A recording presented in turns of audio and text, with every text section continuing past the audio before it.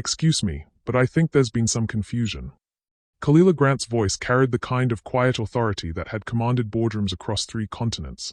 But the blonde woman in seat 2A didn't even look up from her magazine. The woman's manicured fingers drummed against the armrest, Kalila's armrest, while her lips curved into a smile that never reached her eyes. "I'm sorry, sweetie, but this section really isn't for you," the woman said, finally glancing up with practiced condescension. "Economy is toward the back." The words hit the air like a slap, and Kalila felt the familiar tightness in her chest, not from hurt, but from the exhausting predictability of it all. She held up her boarding pass, the first-class designation clearly printed in bold letters alongside her name, K. Grant, Seat 2A. "This is my seat," Kalila said simply, her voice steady despite the heat rising in her cheeks. "I have the boarding pass right here." The woman, her nameplate read Patricia Whitmore, laughed, a sound like breaking glass. "Oh honey, there's obviously been some mistake. These seats cost more than most people make in a year. Maybe you should talk to someone at the gate about getting this sorted out." Around them, phones appeared like weapons. The familiar blue glow of recording cameras created a small circle of witnesses, and Kalila could already imagine the headlines. "Black woman confronts racism on flight. Billionaire or not, some things never change."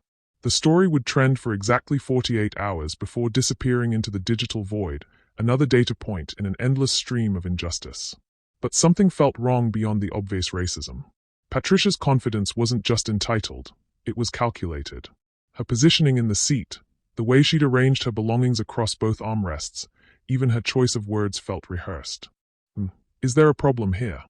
Flight attendant Martins Rivera approached with the careful diplomacy of someone who'd handled these situations before. His name tag showed 5 service pins, a veteran who'd seen everything. Behind him, another flight attendant whispered urgently into her headset while pretending to check overhead bins. Kalila handed him her boarding pass. "This woman is in my assigned seat."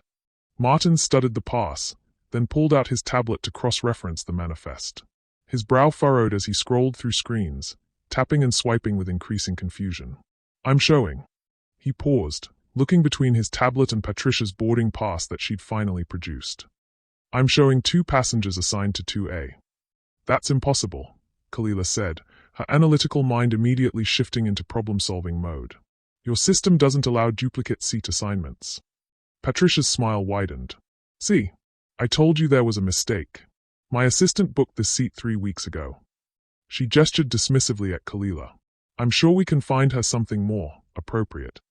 The plane's intercom crackled to life. "Ladies and gentlemen, this is Captain Rodriguez. We're going to have a slight delay as we resolve a manifest discrepancy.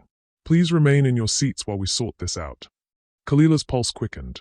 A manifest discrepancy wasn't just about seating, it was about passenger verification, security protocols, and flight safety.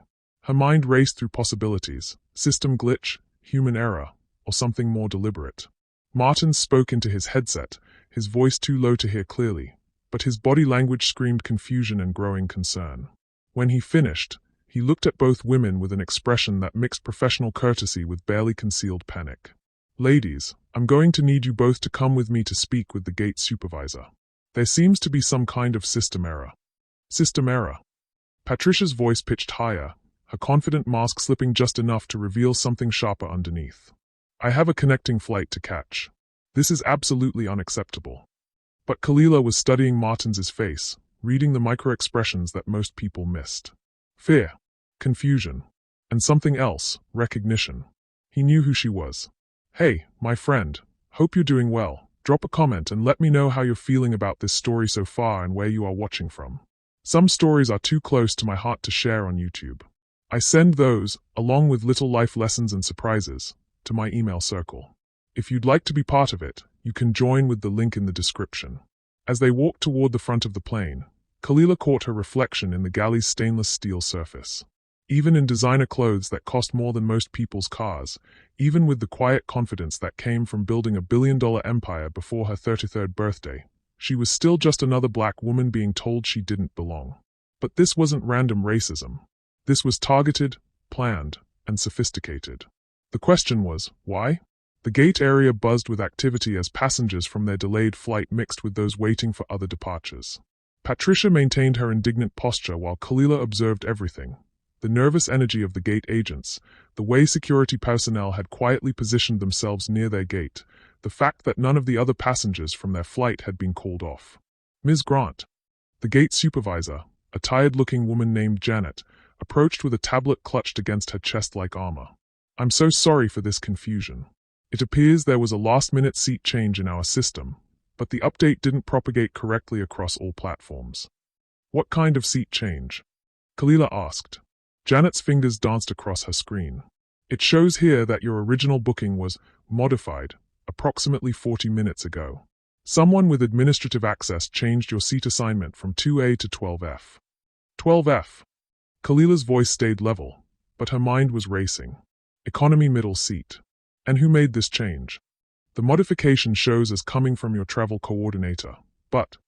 Janet paused, scrolling through more data.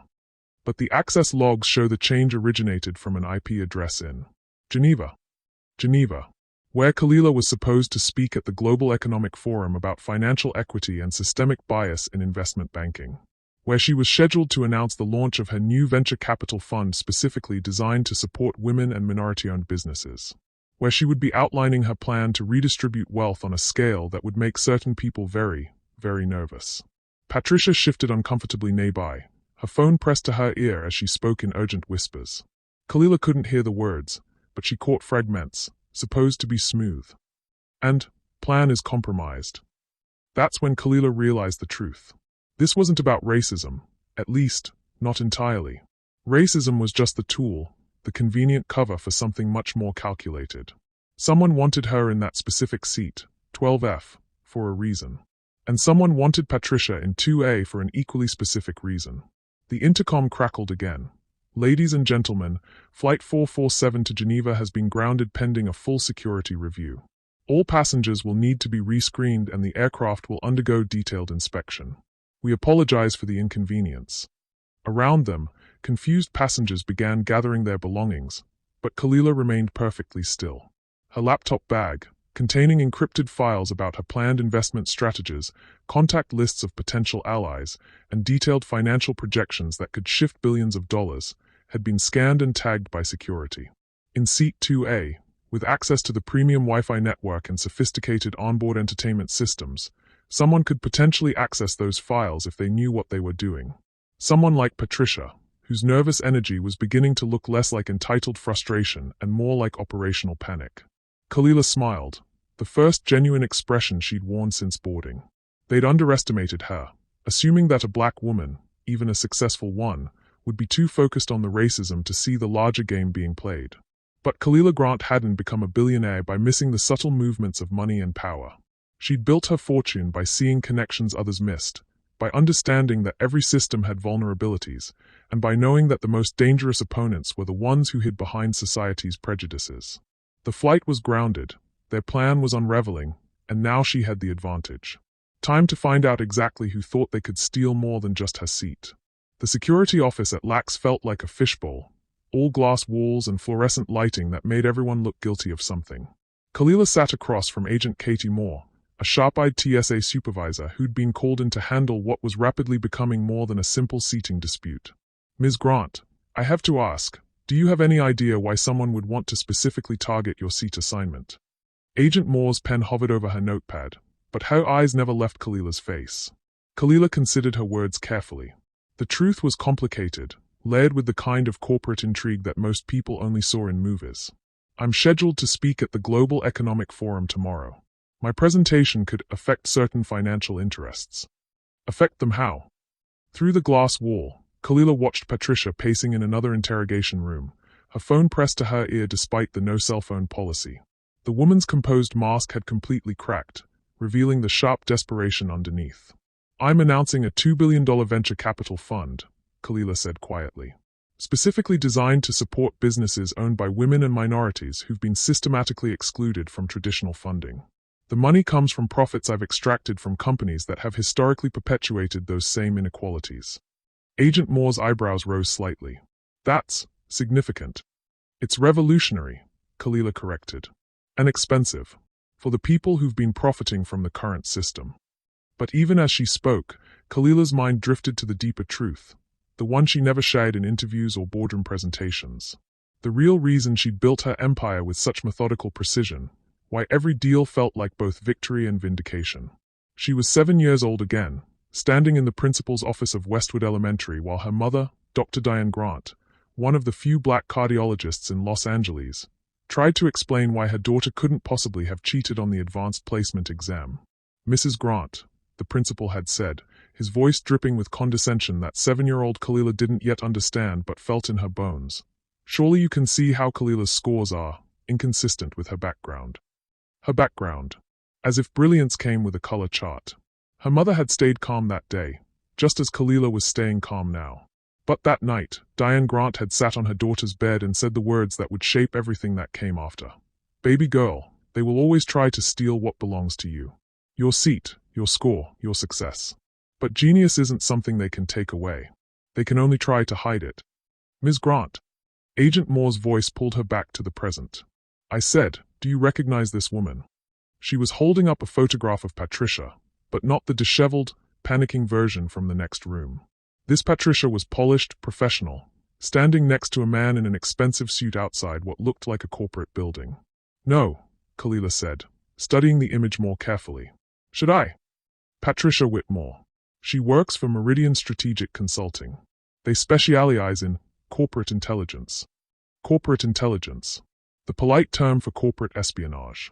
"Her real name is Patricia Kowalski," Agent Moore continued, watching Kalila's reaction. "She's been tracking your movements for 3 weeks.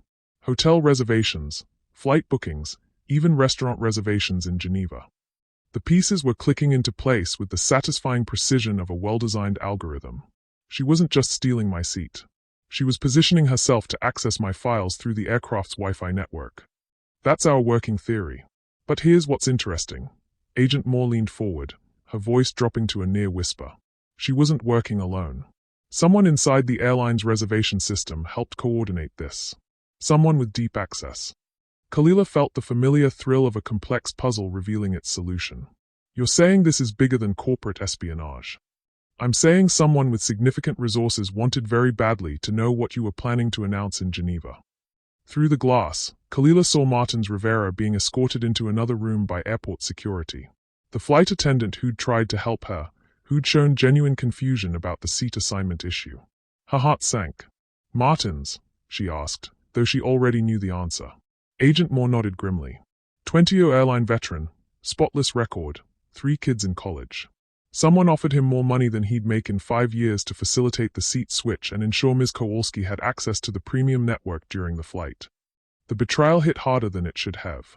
Martins had seemed genuinely confused, genuinely helpful. His kindness had felt real in a moment when everything else felt hostile. But kindness, Kalila had learned, was often the most effective weapon. He didn't know the full scope, Agent Moore added, perhaps reading the disappointment in Kalila's expression. They told him it was just corporate intelligence, nothing illegal, nothing dangerous. He thought he was helping someone get insider trading information, not facilitating what could have been a major security breach. Security breach. Your files don't just contain investment strategies, do they, Ms. Grant? Kalila's blood turned cold. Agent Moore had done her homework. They contain detailed financial records of shell companies, offshore accounts, and money laundering operations connected to some very powerful people, Kalila said slowly. Information I've been gathering for 2 years. Information that could destroy careers, collapse stock prices, and send people to prison. Information that proves systematic financial discrimination isn't just bias, it's organized crime. The room fell silent except for the hum of fluorescent lights and the distant sound of airport announcements. Agent Moore studied her notepad, but Kalila could see the wheels turning behind her eyes. Ms. Grant, I need to ask you something, and I need you to be completely honest. Are you in physical danger? The question hung in the air like smoke. Kalila thought about the threats that had started 3 months ago, subtle at first, then increasingly direct. Anonymous emails warning her to reconsider her priorities. Strange cars parked outside her Malibu home. The break-in at her office that nothing was stolen from, just searched. I thought I was being paranoid, she admitted. Successful black women often develop healthy paranoia as a survival mechanism. But now you realize your paranoia was justified. Kalila nodded, feeling suddenly exhausted. Building an empire required constant vigilance, but she'd forgotten that success made you a target in ways that went far beyond professional competition. Her phone buzzed with a text from her assistant, Maya. Geneva Hotel confirms someone tried to access your suite reservation. Security footage shows woman matching Patricia's description. Agent Moore, Kalila said, showing her the message. They weren't just trying to access my files during the flight. They were planning to search my hotel room. Which means they are still planning to stop your presentation tomorrow. The weight of it settled over her like a heavy blanket. This wasn't just about money or market manipulation. Someone was willing to orchestrate an elaborate conspiracy involving corporate espionage, airline infiltration, and international coordination to prevent her from speaking truth to power. But they'd made one critical mistake. They'd assumed that stealing her seat would be enough to rattle her, that facing racism in public would make her vulnerable and distracted. They'd counted on her being so focused on the discrimination that she'd miss the larger game. Instead, their prejudice had revealed their hand. Agent Moore, Kalila said, her voice regaining its boardroom authority. I need to make some calls, and I'm going to need a new flight to Geneva. Ms. Grant, given the security situation, maybe you should consider postponing my speech. Kalila smiled, but there was steel in her expression. They tried to steal my seat because they thought I didn't belong in first class. Now they are going to learn what happens when you try to steal someone's future. Through the glass wall, she watched Patricia being led away in handcuffs, her designer clothes wrinkled and her perfect composure completely shattered. Martins followed in a separate set of cuffs, his face buried in his hands with shame. 2 pawns removed from the board. But Kalila was beginning to understand that this game had players she hadn't even identified yet. Her phone rang, Maya again. Kalila, thank God. Are you okay? It's all over the news. I'm fine. What's all over the news? The video. Someone recorded the whole thing on the plane and posted it. It's already gone viral. But that's not why I'm calling. Maya's voice carried a tension that made Kalila's stomach clench. Someone leaked your speech outline to the Financial Times. The whole thing, including the names of the companies you're planning to expose. Kalila closed her eyes. They'd played her perfectly. While she was focused on the seat theft and the espionage attempt, they'd been executing the real attack. By tomorrow morning, every corporation on her target list would have teams of lawyers and publicists ready to discredit her before she even stepped onto the stage. Maya, she said quietly, clear my schedule for the next hour. I need to make this flight, but first I need to completely rewrite my speech. Kalila, maybe you should. They think they've won, Kalila interrupted, her voice hardening with resolve. They think exposing my plan early will neutralize it. But they've never faced someone who learned to fight dirty by fighting clean. Get me Robert Moore from the Washington Post, Jennifer Williams from Bloomberg, and Joel Kim from the Wall Street Journal. Emergency conference call in 30 minutes. If someone wanted to play dirty, Kalila Grant was about to show them exactly what they'd been up against all along. The girl who'd been told she didn't belong in advanced classes was now the woman they couldn't afford to let speak. But speak she would. Louder than ever. The conference call with the 3 journalists should have been straightforward. Leak the story before her enemies could spin it, control the narrative, maintain the advantage. But 30 seconds into the call, Kalila realized she was walking into another trap. Kalila, we need to talk about your mother. Robert Moore's voice carried a weight that made her blood freeze. What about my mother? St. Jude's Medical Center received a significant donation this morning. Jennifer Williams cut in, her investigative instincts sharp even through the phone. Anonymous donor, but the timing is suspicious. Right after news of your flight incident broke. Kalila's hand tightened on the phone. Her mother's cardiology practice was based at St. Jude's, the same hospital where Dr. Diane Grant had been fighting for funding for a new cardiac wing that would serve underserved communities. How much? Kalila asked, though she dreaded the answer. $5 million, Joel Kim replied, with very specific stipulations. The money can only be used if Dr. Grant agrees to serve as the department head for the new wing, which would require her to sign a 5-year contract with some interesting clauses. What kind of clauses? Non-disclosure agreements that would prevent her from making any public statements about financial inequality in healthcare. Essentially, they are buying your mother's silence by giving her everything she's ever wanted professionally. The chess move was brilliant in its cruelty. Whoever was orchestrating this understood exactly how to hit Kalila where it would hurt most, through the people she loved. There's more, Robert added grimly. We've been digging into Meridian Strategic Consulting. It's a front company, Kalila. The real money comes from something called the Equilibrium Foundation. Kalila's laptop was already open, her fingers flying across the keyboard as she pulled up corporate databases. Equilibrium, that's the organization that's been lobbying against financial reform legislation for the past 2 years. And funding think tanks that publish research about how diversity initiatives actually harm economic growth, Jennifer added. But here's the thing, we can't figure out who's really behind it. The funding sources are buried under so many shell companies and offshore accounts that's because I designed the structure. The voice came from behind her, and Kalila spun around to find a man standing in the doorway of the security office. Tall, impeccably dressed, with the kind of quiet confidence that came from decades of moving money and power behind the scenes. Agent Moore immediately reached for her radio, but the man held up his hands peacefully. Agent Moore, I'm James Chandler, General Counsel for Meridian Holdings. I have clearance to be here. He produced a badge that Moore examined carefully before nodding reluctantly. I'll call you back, Kalila told the journalists, ending the conference call while never taking her eyes off Chandler. Ms. Grant, I believe we need to talk. Chandler settled into the chair across from her with the ease of someone accustomed to difficult conversations. What's happening here has gotten out of hand. You mean your corporate espionage operation? I mean a necessary intervention that was supposed to be surgical and clean. Chandler's voice carried genuine regret. Patricia was never supposed to engage with you directly. The plan was simple: access your files during the flight, understand the scope of your presentation, and prepare appropriate responses. No one was supposed to get hurt. No one was supposed to get caught, you mean? Chandler smiled ruefully. That too. But when Patricia saw you approaching your seat, she panicked. The racist comments weren't part of the plan. They were her own prejudices surfacing under pressure. So you're saying the racism was just a bonus? I'm saying the racism was a mistake that exposed the operation. And now we're in a situation where everyone loses unless we can find a different path forward. Kalila studied his face, reading the micro-expressions that revealed more than his words. Chandler wasn't lying about the racism being unplanned, but he was definitely hiding something bigger. Who do you work for? Really? Chandler was quiet for a long moment, weighing his options. When he spoke, his voice was lower, more careful.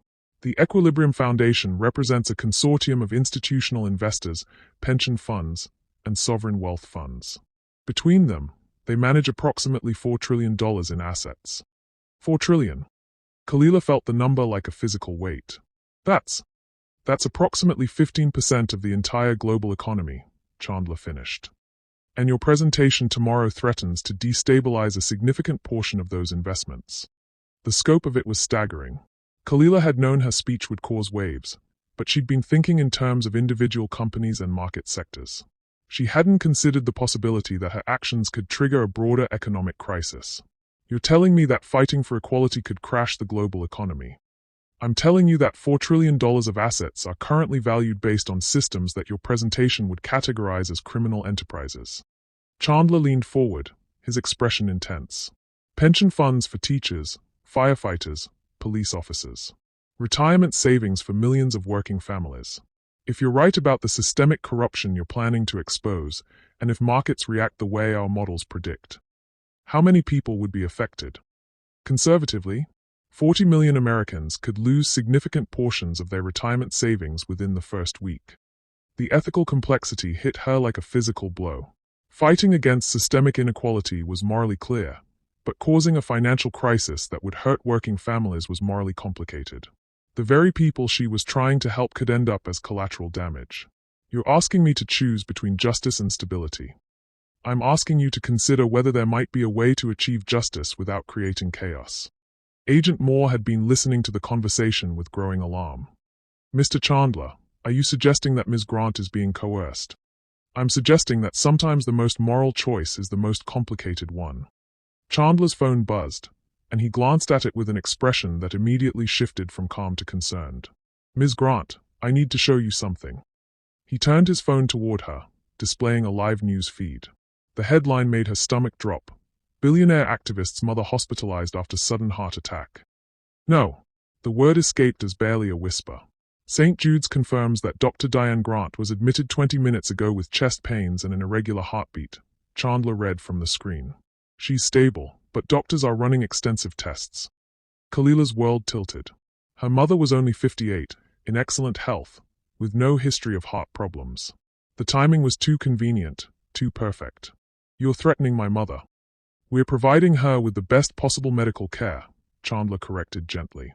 But stress can trigger very real health episodes, especially in high-achieving individuals who feel responsible for protecting their families. The threat was elegant in its plausible deniability.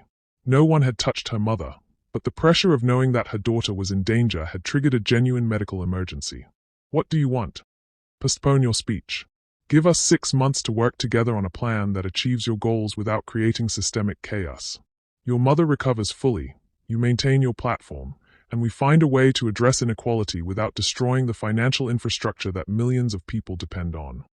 And if I refuse? Chandler's expression softened with what looked like genuine sympathy. Your mother's condition becomes more serious. Patricia's arrest leads to a broader investigation that reveals some compromising information about how you built your fortune. The viral video of today's incident gets new context that paints you as an opportunist using race as a shield for corporate manipulation. You're threatening to destroy my reputation and hurt my mother unless I abandon my mission. I'm offering you a partnership that achieves your mission without collateral damage. Khalila's phone rang, Maya again. Khalila, your mother wants to talk to you. She's asking for you to come to the hospital. Through the phone, she could hear her mother's voice in the background, weak but determined. Tell her not to let them win, baby. Tell her to keep fighting, no matter what happens to me. The choice crystallized with brutal clarity. She could save her mother and abandon her principles, or she could fight for justice and risk losing the most important person in her life. But as she looked at Chandler's expectant face, she realized there was a third option, one that would require her to risk everything she'd built, but might save both her mother and her mission. Mr. Chandler, she said quietly, you've made one critical error in your calculation. What's that? You assumed I'd built my fortune the same way everyone else does, through compromises and cutting corners. Khalila smiled, but there was steel behind it. But I've spent 15 years building wealth while maintaining detailed records of every transaction, every deal, every partnership. Not just to protect myself, but to prove that ethical wealth creation is possible. I'm not sure I follow. My files don't just contain evidence of other people's crimes. They contain proof of how to build billion-dollar enterprises without participating in systemic corruption. She stood up, her decision made.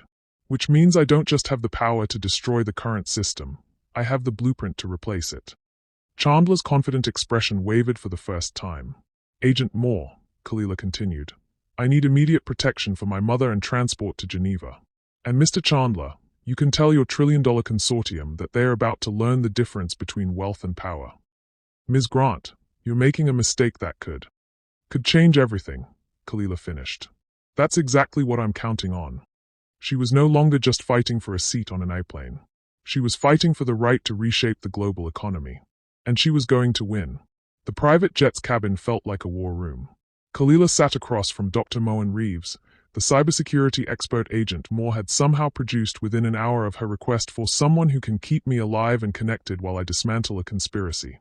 He was younger than she'd expected, maybe 35, with the kind of intense focus that came from years of hunting digital predators.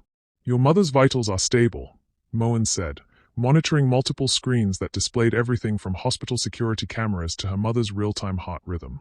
But they've moved her to a private room that I can't access remotely. Meaning someone with serious resources has created a surveillance blind spot around Dr. Grant. His fingers danced across his keyboard, lines of code scrolling past faster than human eyes could follow. The good news is that your speech files are completely secure.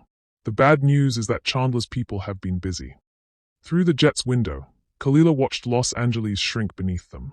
Somewhere down there, her mother was fighting for her life while a consortium of billionaires tried to decide whether Khalila was more valuable alive or dead. Show me. Moen turned his largest screen toward her. They've launched what's called a reputation cascade. Social media bots spreading counter-narratives about your background, financial blogs questioning your investment methods, and academic papers, published within the last 4 hours, arguing that diversity initiatives actually increase economic instability. The speed was breathtaking. Professional character assassination deployed with military precision. They are not just trying to stop your speech, Moen continued. They are trying to preemptively discredit everything you might say.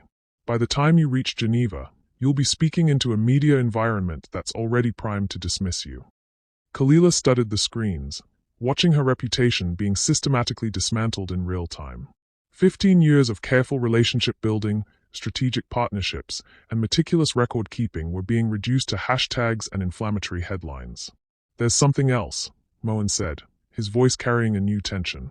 "I've been tracking the Equilibrium Foundation's communications, and they're not just focused on stopping you." "What do you mean?"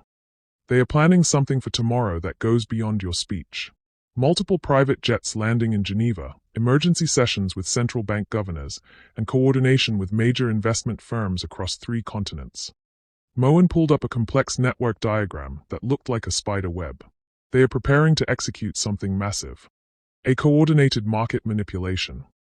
Bigger. I think they are planning to trigger a controlled financial crisis and then position themselves to profit from the chaos. Your speech was just the convenient excuse they needed to justify emergency economic measures."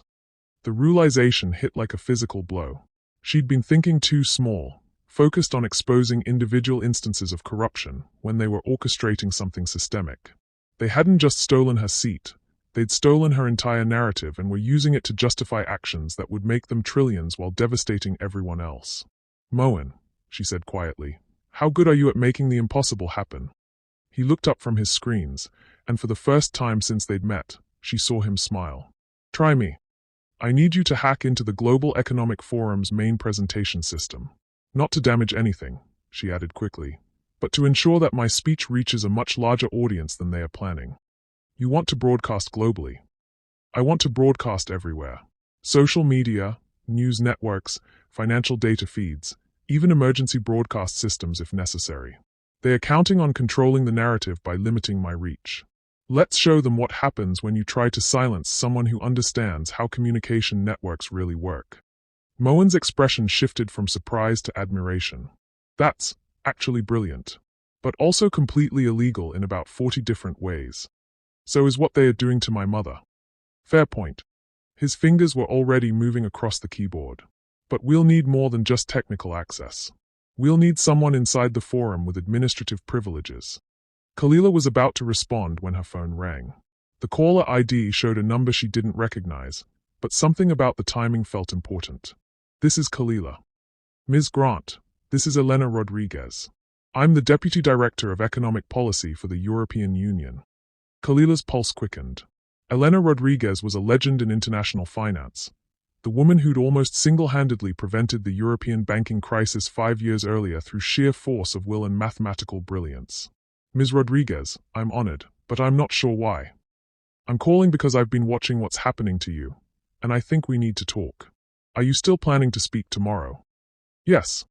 "Good. Because I have information you need, and you have a platform I need."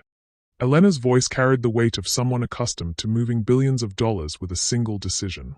"The Equilibrium Foundation isn't just targeting you, Ms. Grant. They are targeting the entire regulatory framework that keeps global markets stable." Through the jet speakers, Moen whispered urgently. "She's calling from a secure line inside the Geneva International Center. This isn't random." "Ms. Rodriguez," Kalila said carefully, "what aren't you telling me?" "I'm telling you that tomorrow's economic forum isn't just a conference, it's a trap. They've been planning this for months, waiting for the right catalyst to justify implementing emergency financial protocols that would essentially suspend normal market oversight. And my speech is that catalyst. Your speech was supposed to be that catalyst. But now that you've survived their initial attempts to control you, they are moving to Plan B. Which is a cyber attack on major banking systems during tomorrow's forum, designed to look like it came from activist hackers sympathetic to your cause. They'll blame financial terrorists trying to destabilize markets in support of your equality agenda." The elegant cruelty of it was breathtaking. They would frame her message of financial justice as the cause of economic chaos, discrediting both her and the broader movement for equality while positioning themselves as the saviors restoring order. "How do you know all this?" Kalila asked. "Because I helped design some of the emergency protocols they are planning to activate," Elena admitted, her voice heavy with regret. 3 years ago, I thought I was creating safeguards against genuine financial terrorism. I didn't realize I was giving them the tools to stage their own coup." Moen was frantically typing, pulling up Elena's background on his screens. Former MIT professor, author of the Basel IV banking regulations, advisor to 3 different presidents on financial policy. If she was telling the truth, she was one of the few people in the world with both the knowledge and the access to verify their plans. Ms. Rodriguez, Kalila said, what are you proposing? I'm proposing that we beat them at their own game. You give your speech as planned, but we simultaneously release the technical specifications of their planned cyber attack, along with proof that they've been positioning short positions against the same markets they are planning to destabilize. You're talking about exposing a conspiracy that involves some of the most powerful people in the world. I'm talking about preventing them from stealing $4 trillion while crashing the global economy. Kalila looked at Moen, who was nodding grimly at his screens. She's right, he said quietly.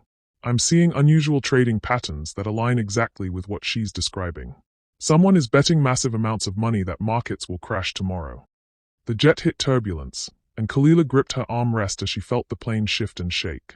Outside, storm clouds were gathering over the Atlantic, and she couldn't help but see it as a metaphor for what was waiting in Geneva. Ms. Rodriguez, she said, I'm going to need more than just information. I'm going to need protection. I can arrange that. But I need to know, are you prepared to go all the way with this?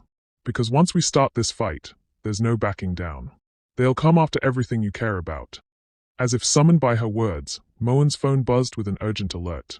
He glanced at it and his face went pale. Kalila, he said quietly, there's been a development at the hospital. Her heart stopped. What kind of development? Your mother is asking for you specifically. She says she has something urgent to tell you about your father.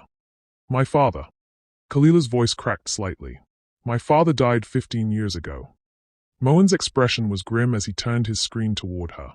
According to the hospital records I just accessed, Dr. Diane Grant is telling the medical staff that your father is alive and that the Equilibrium Foundation has been using him to gather information about your business operations. The cabin fell silent except for the hum of jet engines and the distant rumble of thunder. Kalila felt the foundations of her world shifting beneath her, just as they had when she was 7 years old and learned that people would always try to steal what belonged to her. But this time, they hadn't just stolen her seat or her reputation. They'd stolen her family. Elena, she said into the phone, her voice hardening with resolve, I'm prepared to go all the way. But we're not just fighting for financial justice anymore. What are we fighting for? Kalila looked out at the storm clouds gathering ahead of them, then at Moen, who was already pulling up the technical specifications they'd need to turn tomorrow's trap into their own victory. We're fighting for the truth. About everything. The jet shuddered as they flew deeper into the storm, carrying Kalila toward a confrontation that would either reshape the global economy or destroy everything she'd spent her life building. But first, she had to discover which parts of her life had been real, and which parts had been carefully constructed lies. The girl who'd been told she didn't belong was about to learn that even her most basic understanding of her own identity might have been stolen from her. The video call with her mother should have been a moment of relief. Dr. Diane Grant looked tired but stable, propped up in her hospital bed with monitoring equipment beeping softly in the background. But the moment Kalila saw her mother's eyes, filled with a combination of fear, shame, and something that looked like guilt, she knew everything was about to change. Baby, I need to tell you something about your father, her mother began, her voice barely above a whisper. Something I should have told you 15 years ago. Moen had positioned himself discreetly out of frame, but Kalila could feel his presence behind her, steady and reassuring. Over the past 6 hours, their professional partnership had evolved into something deeper, the kind of connection that formed when two people shared danger and purpose. She'd caught herself watching the focused intensity of his face as he worked, admiring the way his mind moved through complex problems with mathematical precision. Mom, whatever it is, we can talk about it when I get back. You need to focus on getting better. No. Her mother's voice carried a strength that cut through the medical equipment's ambient noise. You need to know before you give that speech. Before you make the same mistake I made 30 years ago.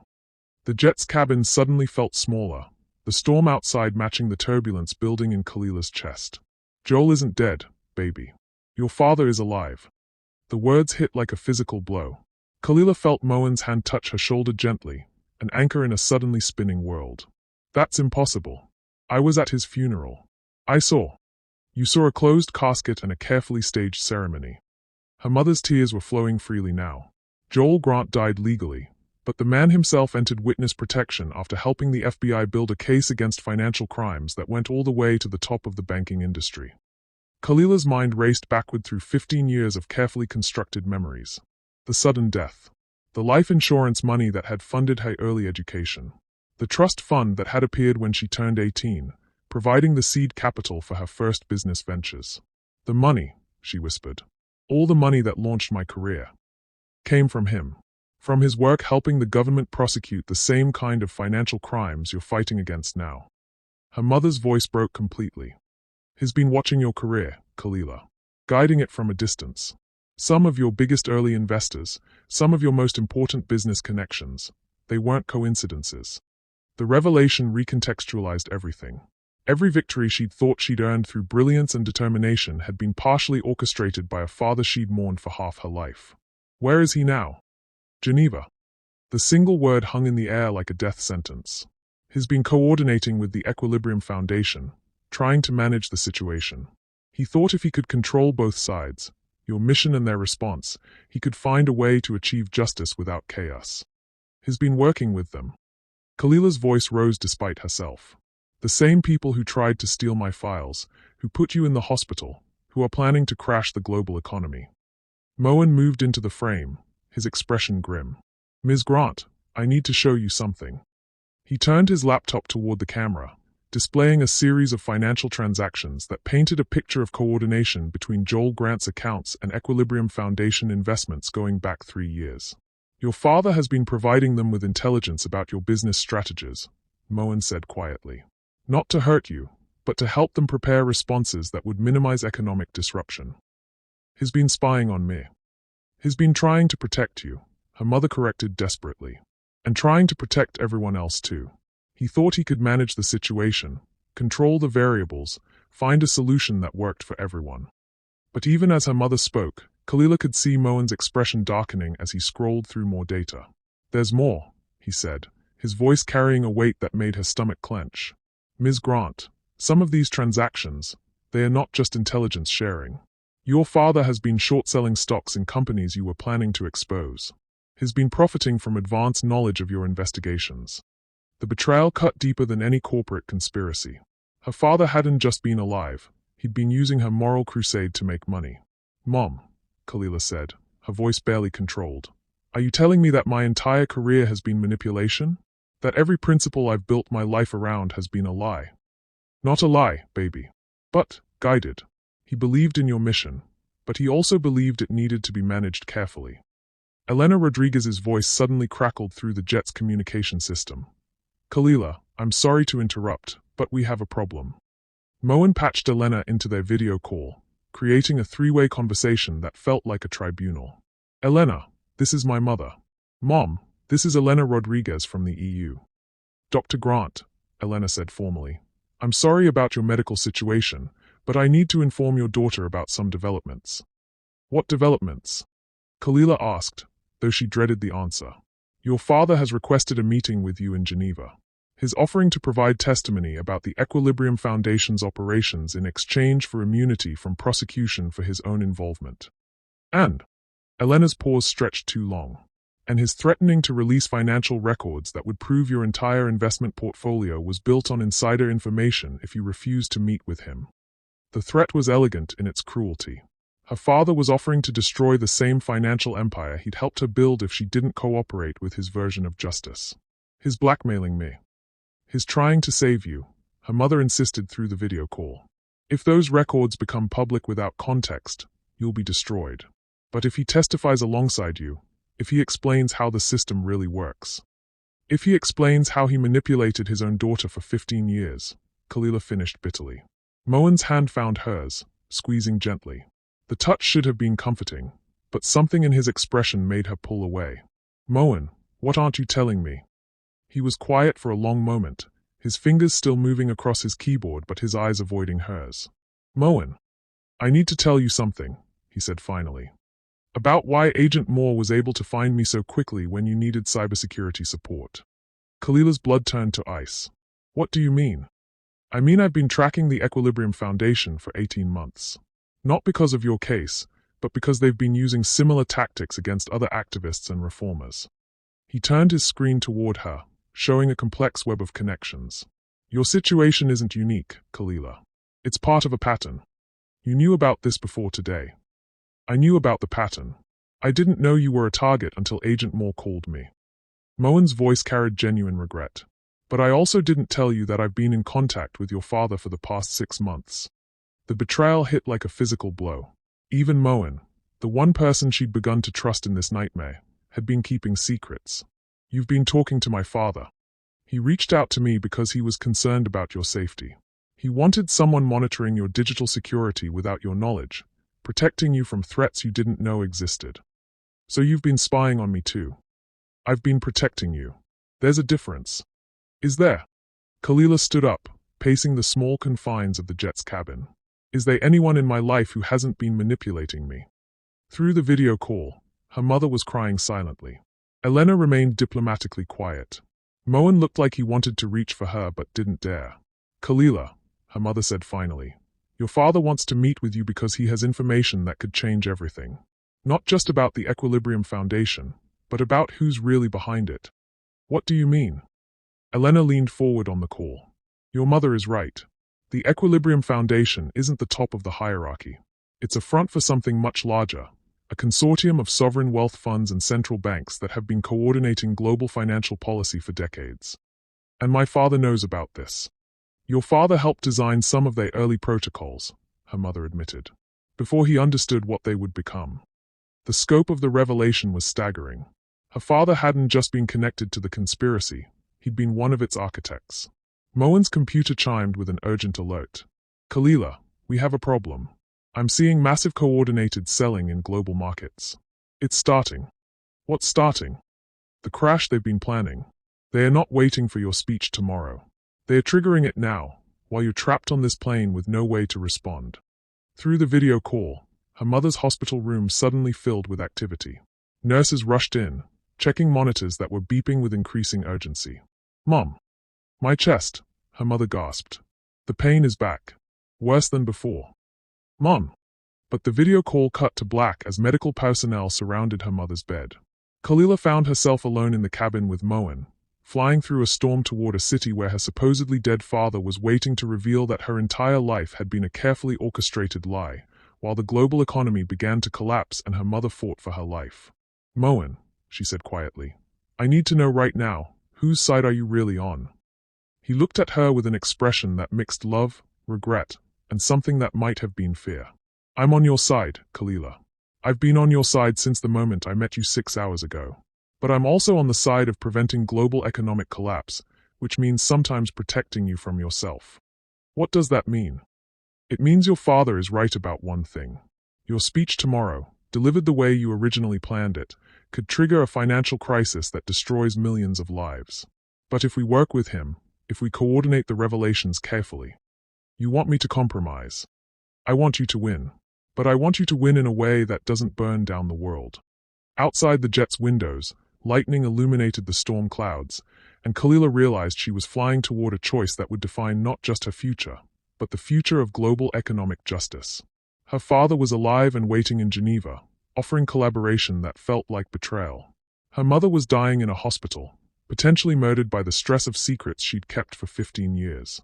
The man she was falling in love with was asking her to abandon the principles that had defined her entire adult life.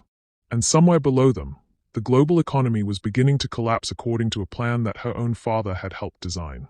The girl who'd been told she didn't belong was about to discover that even her rebellion had been carefully orchestrated by the same system she'd spent her life fighting. But rebellion, she was beginning to understand, wasn't about the system allowing you to fight. Real rebellion was about fighting even when the system had stolen everything you thought you knew about yourself. The call came at 3:47 a.m. Geneva time, while Kalila was staring out the jet's window at the lights of European cities below. She'd been awake for 6 hours, watching global markets collapse in real time on Moen's screens, when her phone rang with the ringtone she'd assigned to her mother's hospital. Ms. Grant. The voice was unfamiliar, tired, professional, carrying the weight of delivering news that would destroy someone's world. This is Dr. Katie Martinez at St. Jude's Medical Center. Kalila's hand went cold around the phone. Is my mother? I'm so sorry. Dr. Grant went into cardiac arrest at 11:30 p.m. Pacific time. We did everything we could, but the damage was too extensive. She passed peacefully. The words seemed to come from underwater, distorted and impossible to process. Kalila heard Moen's sharp intake of breath behind her, felt his hand reach for her shoulder, but everything felt distant and unreal. The stress, Dr. Martinez continued gently, appears to have triggered a massive coronary event.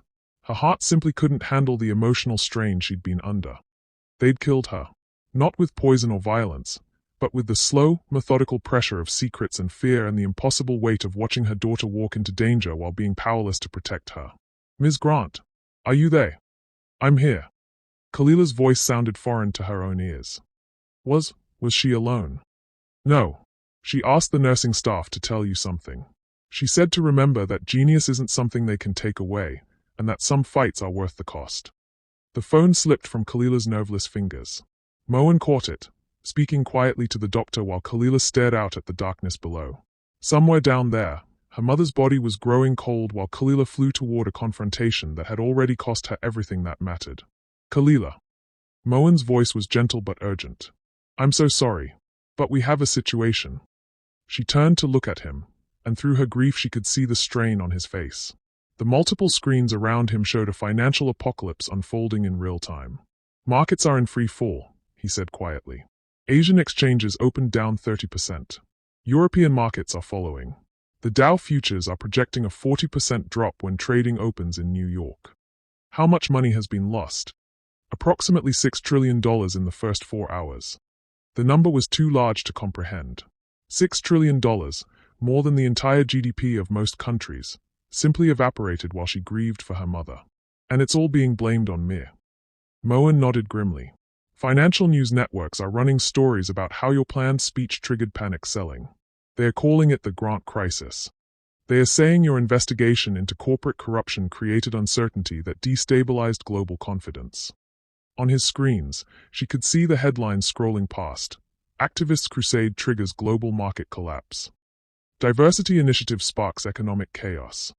Billionaires' war on business destroys trillions. They'd turned her into the villain of her own story. There's more, Moen said reluctantly. Your father has released a statement. What kind of statement? Moen pulled up a video feed showing a man Kalila recognized from 15-year-old photographs, older now, grayer, but unmistakably her father.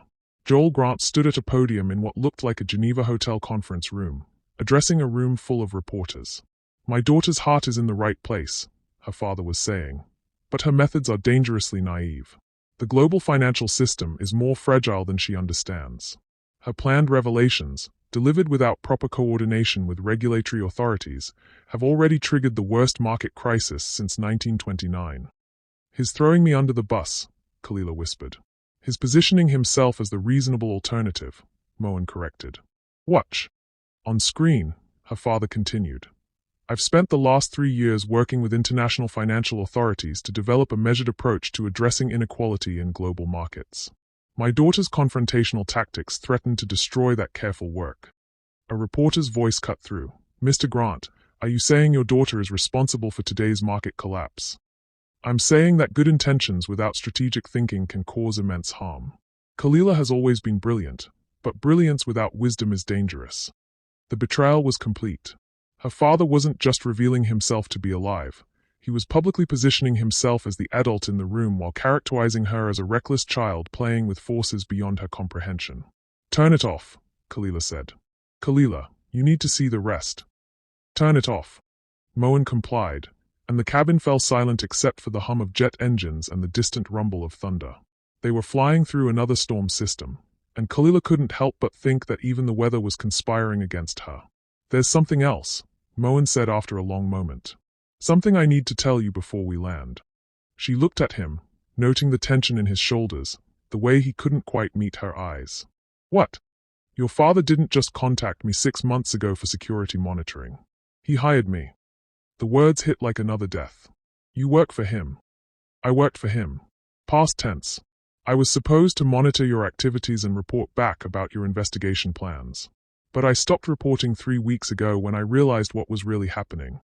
When you realized what was really happening, or when you realized you could make more money by switching sides. Moen flinched as if she'd slapped him. That's not fair. Isn't it? You've been lying to me for hours, Moen. How do I know anything you've told me is true? Because I'm here. Because I chose to help you instead of following his orders. Because I'm flying into a situation that could destroy my career and possibly get me killed because I believe in what you're fighting for. Or because you're following new orders from someone else. Kalila. Don't. She held up her hand, creating physical distance between them. Don't say my name like that. Don't pretend this is personal when everything about my life has been professional manipulation. Moen was quiet for a long moment, his hands still moving across his keyboards but his attention focused on her. You're right to not trust me, he said finally.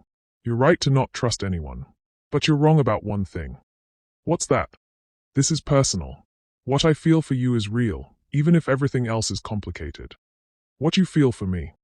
Despite everything, Kalila felt something flutter in her chest. What do you feel for me? Moen looked directly at her for the first time since they'd started this conversation, and she saw something in his eyes that made her breath catch. I'm falling in love with you, he said simply. Which is the worst possible timing and the most unprofessional thing I could admit, but it's true. The confession hung in the air between them like a bridge across an impossible chasm. Kalila felt herself leaning toward him, drawn by the honesty in his voice and the desperate need for something real in a world that had revealed itself to be entirely constructed. But even as she felt the pull, her rational mind was calculating the odds that this too was manipulation, that even his feelings were part of some larger game she couldn't see. Moen, she said quietly, even if what you're feeling is real, how can I trust it? How can I trust anything when my own father has been orchestrating my life for 15 years? You can't, he admitted. You can't trust me, you can't trust your father, you can't trust the system you've been fighting, and you can't even trust your own memories. But you can trust this. He pulled up a new screen, showing financial data that made Kalila's stomach clench. The market collapse isn't random. It's following specific patterns that match exactly with your father's trading positions. He's not just profiting from the chaos, he's timing it perfectly because he helped design it. What are you saying? I'm saying your father isn't trying to stop the economic crisis. He's using your speech as cover to execute the largest insider trading scheme in human history. While everyone focuses on blaming you for the collapse, he's positioned to make approximately $50 billion from the recovery. The scope of the betrayal was breathtaking. Her father hadn't just manipulated her career, he'd manipulated her into becoming the perfect scapegoat for his own crimes. And you're telling me this because? Because in 30 minutes, we're landing in Geneva, where you have a choice to make. You can meet with your father, accept his version of events, and help him steal $50 billion while positioning yourself as the naive daughter who learned from her mistakes. Oh. Or you can destroy him, and probably destroy yourself in the process. Through the jet's windows, Kalila could see the lights of Geneva approaching. Somewhere down there, her father was waiting with offers of reconciliation that would cost her soul. Somewhere down there, the Global Economic Forum was preparing to implement emergency protocols that would fundamentally reshape global finance. And somewhere down there, her mother's body was growing cold in a Los Angeles morgue while the world blamed Kalila for its troubles. Moen, she said quietly, if I choose to destroy my father, will you help me? Even if it means destroying ourselves too. Especially if it means destroying ourselves too. Moen smiled, the first genuine expression she'd seen from him in hours. Then let's burn it all down. But even as she made the decision, Kalila knew that the cost would be everything she had left to lose. Her father had stolen her past, the market collapse had stolen her reputation, and grief had stolen her heart. All that remained was the choice between justice and survival. And Kalila Grant had never been very good at choosing survival. The Geneva International Center felt like a fortress under siege. Military-grade security barriers surrounded the building while helicopters circled overhead, their searchlights cutting through the pre-dawn darkness. As Kalila's car approached the main entrance, she could see protesters pressed against barricades, holding signs that ranged from justice for global equality to Grant destroyed our retirement. The world had chosen sides overnight, and she was somehow both hero and villain. Last chance to change your mind, Moen said from the seat beside her. His laptop showed markets continuing their free fall across 3 continents. We could turn around, disappear, let your father handle this his way. And let him steal $50 billion while the world burns. And keep you alive, Moen countered. Because walking into that building means walking into a trap we can't fully see. Kalila studied the fortress-like structure ahead of them, then looked at Moen. Somewhere in the past 12 hours, their professional partnership had evolved into something deeper, a connection forged in crisis that felt more real than anything else in her carefully constructed life. "Moen," she said quietly, "if we don't make it out of this, I need you to know something. Don't talk like that. I need you to know that falling in love with you is the only thing that's happened in the last 15 years that wasn't orchestrated by someone else." His hand found hers, their fingers intertwining as the car stopped at the security checkpoint. "Then let's make sure we both survive to explore that," he said. Inside the building, the atmosphere crackled with tension. Kalila recognized faces from financial news networks, central bank governors, and heads of sovereign wealth funds. The architects of global economic policy gathered in one place during the worst financial crisis in a generation. And at the center of it all, her father. Joel Grant looked exactly like the man she remembered from childhood, but older and somehow smaller. He stood in the main conference hall's center, surrounded by advisors and security personnel, holding court like a king managing a crisis.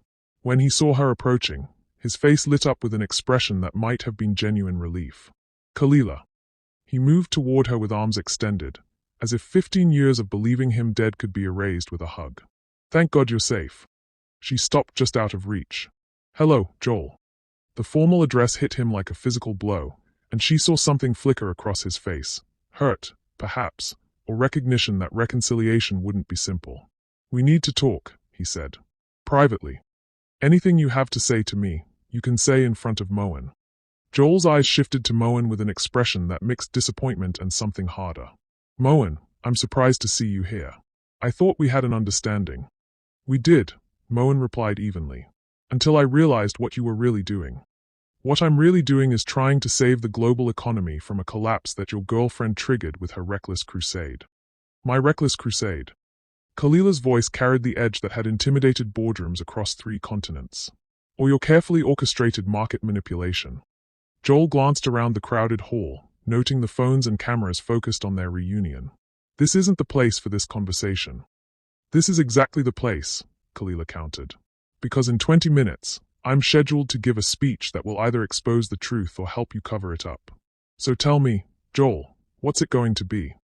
Her father's expression shifted, revealing the calculating intelligence that had built fortunes and destroyed lives. "Kalila, you're in danger that goes far beyond what you understand. The Equilibrium Foundation is just one piece of a much larger operation." "What larger operation?" "The people who really control global finance don't work for corporations or governments.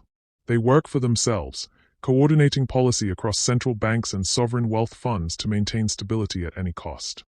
Elena Rodriguez's voice cut through the crowd. "And some of us have been fighting them for years." Kalila turned to see Elena approaching with a small entourage of EU officials. But something in Elena's expression had changed. The diplomatic warmth had been replaced by steel. "Elena, thank God," Kalila said. "Please tell me you have good news." "I have the truth," Elena replied. "About your father, about the Equilibrium Foundation, and about who's been playing whom in this elaborate game." Joel's face went pale. "Elena, we agreed." "We agreed to nothing." Elena cut him off sharply. "You manipulated me just like you manipulated everyone else." Moen was already pulling up data on his laptop, his expression growing darker by the second. "Kalila, look at this." The screen showed financial transactions between Elena's EU accounts and Joel Grant's investment funds going back 5 years. "Elena hasn't been fighting the conspiracy," Moen said quietly. "She's been part of it." The betrayal hit like a physical blow. Elena, the woman she'd trusted to help expose the truth, had been working with her father all along. "It's not what you think," Elena said quickly. "Yes, I've been coordinating with your father, but not to hurt you. We've been trying to manage a controlled demolition of the corrupt systems you want to expose. A controlled demolition that makes you both rich while destroying everyone else. A controlled demolition that prevents total economic collapse." Elena's diplomatic mask finally fell away, revealing the desperation underneath. "Kalila, you have no idea what you're playing with. If you expose everything tomorrow without coordination, without preparation, you won't just crash markets, you'll trigger revolutions. Maybe revolutions are what we need. Revolutions that will kill millions of people," Joel interjected. "Kalila, I know you're angry about your mother, about the deception, about everything. But innocent people are going to die if this isn't handled carefully. Innocent people like Mom." The accusation hung in the air like smoke. Joel's expression crumpled with what looked like genuine grief. Your mother's death was never supposed to happen. The stress protocols were designed to create pressure, not to. He stopped, realizing what he'd admitted. Stress protocols. Khalila's voice was deadly quiet. Moen was typing frantically, pulling up medical records and insurance claims. Khalila, your mother's hospital bills were prepaid 3 weeks ago by a shell company connected to Meridian Strategic. You planned this, she whispered. You planned to put her in the hospital. I planned to create leverage, Joel said desperately. I never intended for her to. Khalila's slap echoed through the hall like a gunshot. Around them, conversations stopped as hundreds of people turned to witness a daughter confronting the father who'd destroyed her life. You killed her, Khalila said, her voice carrying across the suddenly quiet space. You killed the only person who ever really loved me to protect your goddamn money. I was trying to protect you. You were trying to control me, just like you've controlled everything else in my life. Elena stepped between them, her voice urgent. This is exactly what they want, for us to turn on each other while they implement emergency protocols that will give them total control over global finance. Who is they? Moen demanded. Elena looked around the hall nervously, as if she were afraid of being overheard. The real power behind the Equilibrium Foundation. Central bank governors and sovereign wealth fund managers who've been coordinating monetary policy in secret for decades. Coordinating it how? By manufacturing crises that justify emergency interventions. Your speech was supposed to be the justification for implementing protocols that would essentially suspend normal financial oversight indefinitely. The scope of the conspiracy was breathtaking. Not just corporate manipulation, but governmental coordination to reshape global economic control. And you've been helping them. I've been trying to minimize the damage, Elena insisted. But now we're out of time. In 15 minutes, they are going to vote on emergency protocols whether you give your speech or not. Khalila looked around the hall, seeing the assembled power brokers with new eyes. These weren't just conference attendees. They were conspirators gathered to divide up the spoils of a manufactured crisis. Moen, she said quietly. Remember when you asked if I was prepared to burn it all down? Khalila, don't, Joel started. How long would it take you to broadcast live to every financial network on Earth? Moen smiled grimly. With the right access codes. About 30 seconds. What access codes? Elena paled. Khalila, you can't be serious. Answer the question, Elena. What access codes? The emergency broadcast protocols, Elena whispered. But using them outside of genuine crisis would be. Would be what? Illegal. Khalila laughed, but there was no humor in it. Everything they've done to me has been illegal. Everything they've done to my mother, to the global economy, to millions of innocent people, all illegal. She turned to face the assembled crowd, her voice rising to carry across the hall. Ladies and gentlemen, my name is Khalila Grant, and I have something to tell you about the people who've been managing your money. Around the room, security personnel began moving toward her, but Moen was already typing, his fingers flying across multiple keyboards. Got it, he said. Global broadcast ready. Every financial network, every emergency system, every connected device on Earth. Elena, Khalila said, you have 10 seconds to decide whose side you're really on. Elena looked between Khalila and Joel, her diplomatic training warring with whatever remained of her conscience. I'm sorry, Elena whispered. And then she smiled, the kind of smile that revealed everything underneath had been performance. But you still don't understand who you're really fighting. Security guards appeared from multiple directions, moving with military precision toward Khalila and Moen. But instead of stopping them, the guards surrounded Joel and Elena, placing them both in restraints. What? Joel started. A new voice cut through the confusion. Mr. Grant, Ms. Rodriguez, you're both under arrest for conspiracy to commit securities fraud. Agent Katie Moore walked into the hall flanked by what looked like half the FBI's Financial Crimes Division. Ms. Grant, Agent Moore said, I believe you have a speech to give. Khalila stared in shock as her father and Elena were led away in handcuffs. Agent Moore, what? Sometimes the best way to catch the big fish is to let the little fish think they are in control of the pond. The impossible choice had become clear. Not between justice and survival, but between truth and complicity. And Khalila Grant had never been very good at complicity. The emergency broadcast system activated with a sound that every financial professional on Earth knew meant crisis. Trading floors fell silent, Government officials reached for secure phones, and millions of people worldwide turned toward their screens as every network simultaneously cut to the same feed.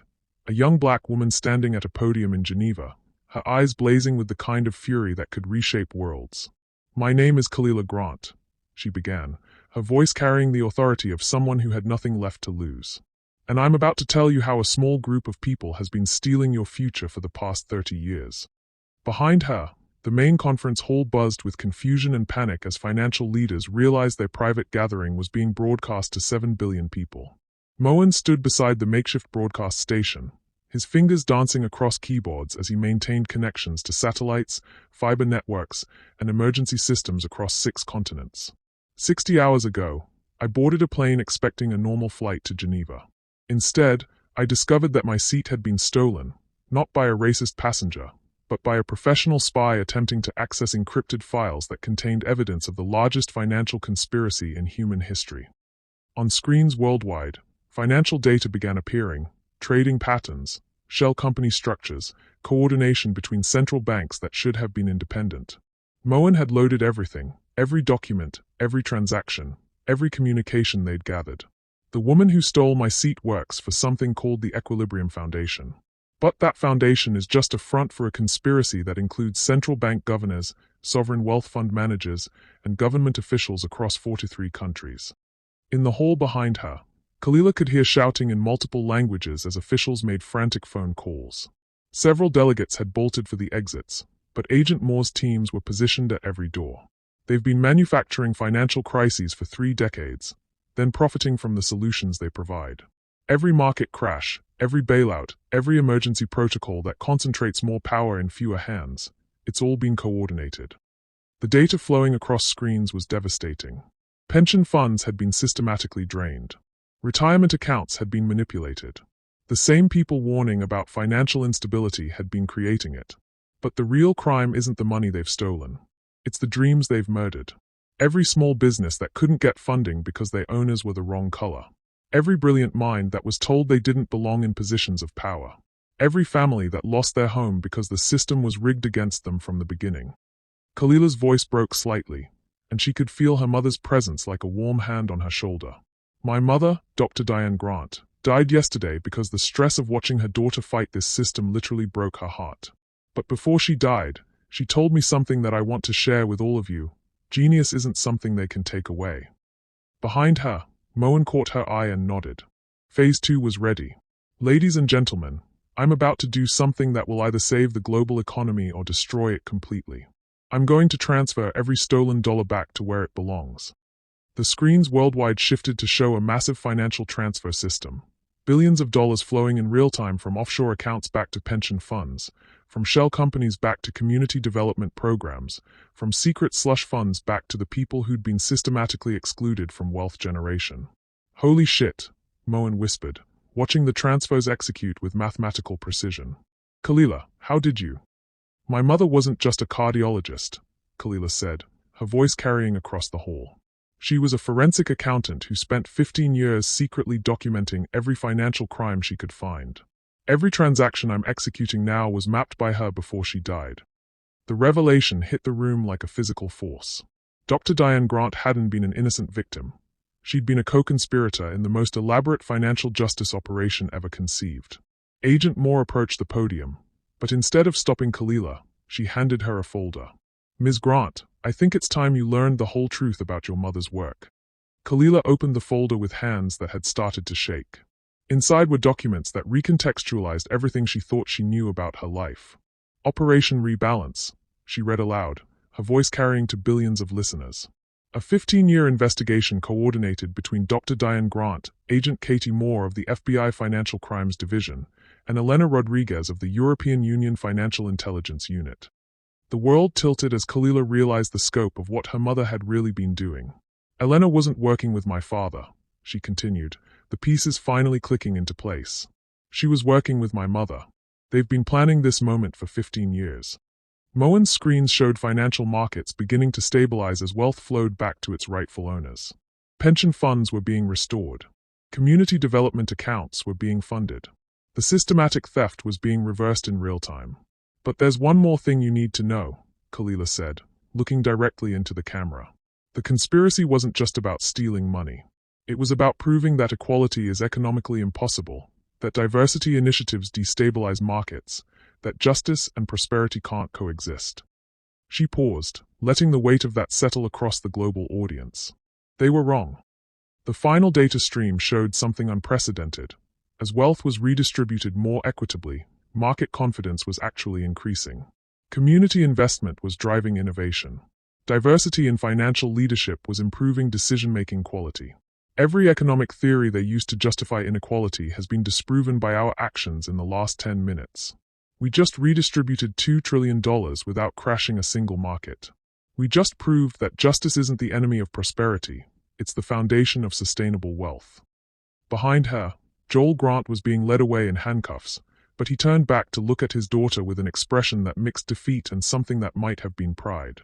"Dad," Kalila called out, her voice carrying across the hall. "You spent 15 years trying to control my mission because you thought I was too naive to handle the complexity. But you were wrong about one thing." He stopped, waiting. "I didn't need to be protected from the truth. I needed to be worthy of it." Agent Moore stepped up to the podium as Joel was escorted out. "Ladies and gentlemen, what you've witnessed today is the largest financial crimes bust in history. 4 to 7 individuals across 6 continents are being arrested simultaneously for securities fraud, market manipulation, and conspiracy to commit economic terrorism." But Kalila wasn't done. "There's one more transfer to execute," she said, pulling up a final screen on Moen's computer. Her personal accounts appeared, the billion-dollar fortune she'd built over 15 years, and she began transferring it into a new fund structure. "The Diane Grant Foundation for Economic Justice will be funded with my entire personal fortune.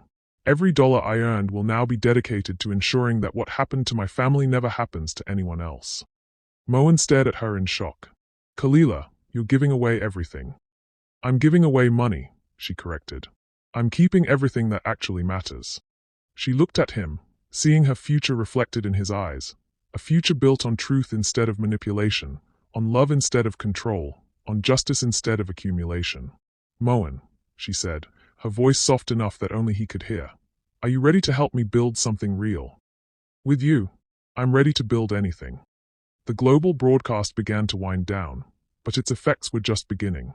Markets were stabilizing at new equilibrium points based on genuine value rather than artificial scarcity. Communities that had been systematically excluded from wealth generation were suddenly flush with investment capital. And somewhere in the digital streams flowing across the world, the foundation for a new kind of economy was being written in real time. Agent Moore approached with a final revelation. "Ms. Grant, there's something else your mother wanted you to know. She left you a message." She handed Kalila a tablet showing a video recording. Her mother, sitting in her hospital bed just hours before she died, looking directly into the camera with eyes that blazed with the same fury that now burned in her daughter. "Baby girl," Dr. Diane Grant said from beyond death, "if you're seeing this, it means we won. It means that 15 years of planning, 15 years of sacrifice, 15 years of letting them think they were in control while we documented their every crime, it all paid off." Kalila's tears fell freely as her mother continued. "I need you to know that every choice we made, every secret we kept, every moment of pain we endured, it was all leading to this moment when you would have the power to rewrite the rules of the entire global economy." The video showed her mother reaching toward the camera as if she could touch her daughter across time and space. "They told you that you didn't belong in first class, baby. But you were never fighting for a seat on their airplane. You were fighting to redesign the entire transportation system." The recording ended, but its message echoed across the silent hall and around the world. Kalila Grant had been told she didn't belong, and she'd responded by proving that the entire system needed to be rebuilt around different principles. The girl who'd been denied a seat had just restructured the global economy. And for the first time in her life, she felt like she truly belonged. 6 months later, Kalila stood in the departure lounge of Geneva International Airport, watching passengers board flights to destinations across the globe. The same terminal where her nightmare had begun now felt like a symbol of everything that had changed, not just in her life, but in the world itself. Flight 447 to Los Angeles, now boarding all passengers. The announcement echoed through the terminal. Moen appeared beside her, carrying 2 coffee cups and wearing the kind of smile that had become her favorite sight over the past half year. "Nervous about going home?" "Home," she repeated, testing the word. Los Angeles felt different now, not like the place she'd fled from in crisis, but like a destination she was choosing. I think I'm ready. Through the terminal's floor-to-ceiling windows, she could see the protesters who had become a permanent fixture outside the airport. But these weren't angry demonstrators. They were celebration gatherings. People holding signs thanking her for the pension funds that had been restored, the small businesses that had received funding, the communities that were being rebuilt with wealth that had been returned to its rightful owners. The Diane Grant Foundation approved another round of grants yesterday, Moen said, checking his phone. $250 million to women and minority-owned businesses across 40 countries. Kalila smiled, thinking about her mother's reaction to seeing her life's work bearing fruit on such a massive scale. The foundation had become more than just a redistribution of wealth. It had become proof that economic justice wasn't just morally right, but practically sustainable. Speaking of the foundation, Moen continued, Elena sent the final report on the European reconstruction efforts. The mention of Elena still carried complicated emotions. Learning that Elena had been working with her mother all along, that even her apparent betrayal had been part of a larger plan, had recontextualized everything about trust and truth. Elena was now serving as the Foundation's European director, helping coordinate the largest voluntary wealth transfer in human history. What does the report say? Unemployment in previously underinvested communities is down 60%. Small business creation is up 400%. And, this is the part your mother would have loved, economic mobility is increasing across all demographic groups without any negative impact on overall economic growth. The numbers were staggering, but what moved Kalila most was the human impact. The emails she received daily from people whose lives had been transformed not by charity, but by access to the same opportunities that had always existed for others. There's something else, Moen said, his voice carrying a note that made her look at him more carefully. Something I've been wanting to talk to you about. Before she could respond, a commotion near the boarding gate caught her attention. A young black woman, maybe 25, dressed in professional attire, was arguing with a gate agent about her seat assignment. I'm sorry, but there seems to be some confusion, the woman was saying, holding up her boarding pass. This shows seat 2A, but you're telling me that seat is occupied. Kalila felt Moen's hand squeeze hers as they both recognized the echo of her own experience 6 months earlier. Should we? Moen started. Wait, Kalila said quietly. They watched as the gate agent checked and rechecked her computer, clearly confused by the discrepancy. But instead of dismissing the passenger or suggesting she move to economy, the agent picked up her phone and called for a supervisor. Ms. Washington, I apologize for the confusion. It appears there was a data entry error on our end. We're going to upgrade you to first-class suite and provide meal vouchers for the inconvenience. The young woman, Ms. Washington, looked surprised but pleased. Thank you. I appreciate you handling this professionally. That, Moen said quietly, is what victory looks like. He was right. Not the dramatic confrontation or the global broadcast, but the quiet moment when a system defaulted to fairness instead of discrimination. When training and protocols created justice instead of requiring individual heroism to overcome injustice. The airlines industry implemented new bias training after your case, Moen continued. Every major carrier has updated their conflict resolution procedures. Small change, massive impact. As they boarded their own flight, Kalila in seat 2A by coincidence, though she'd long since stopped finding meaning in such details, she reflected on how different this felt from that desperate journey 6 months ago. Then, she'd been fleeing toward what she thought was a confrontation with external enemies. Now, she was traveling toward partnership in building something unprecedented. Moen, she said once they were settled in their seats, what was it you wanted to talk to me about? He was quiet for a moment, looking out the window as the plane prepared for takeoff. When he turned back to her, his expression carried the same intensity she'd first noticed during their crisis-forged partnership. I've been offered a position with the UN's new Financial Crime Prevention Unit. They want me to help coordinate international efforts to prevent the kind of conspiracy we uncovered. That's incredible, Kalila said, though she felt something clench in her chest. When would you start? That depends on you. On me. Moen reached into his jacket and pulled out a small velvet box, and Kalila's breath caught in her throat. I'm not proposing, he said quickly, seeing her expression. Not yet. But I'm asking if you'd consider building a life with me. The UN position is based in Geneva, but they've also offered you a role as special advisor on economic justice. Kalila stared at the box, then at Moen's face, seeing her future reflected in his eyes. Not the carefully orchestrated future her father had planned, but a future she was choosing for herself. Moen, Before you answer, he interrupted gently, there's something inside the box you need to see. With trembling fingers, Kalila opened the box. Inside wasn't a ring, but a small flash drive and a note in her mother's handwriting. Baby girl, the note read. If Moen is showing you this, it means you've both chosen love over fear. This drive contains the codes to access the final phase of Operation Rebalance, international coordination protocols that will make our work permanent. But only open it if you're ready to spend your life making sure no one else ever has their seat stolen. Love, Mom. The gift was typically her mother, practical, strategic, and wrapped in love. But it was also a choice. She could take the drive and spend her life institutionalizing the changes they'd begun, or she could step back and build a quieter existence. Kalila, Moen said softly, I love you exactly as you are. If you want to retire from all this, run the foundation from California, and live a peaceful life, I'll follow you anywhere. But if you want to keep fighting. I want to keep fighting, she said without hesitation. But I want to fight alongside someone who loves me for who I am, not for what I can accomplish. Is that a yes to Geneva? That's a yes to everything, she said, leaning over to kiss him as the plane lifted off the runway. Through the window, she could see Los Angeles shrinking below them, but this time she wasn't running from anything. She was flying toward a future she was choosing with someone who understood that love and justice weren't competing priorities. They were complementary forces. Moen, she said as they reached cruising altitude, I need to tell you something about the Foundation's expansion plans. What about them? We're not just redistributing wealth anymore. We're training a new generation of activists who understand how to fight systemic inequality without waiting for permission from the system.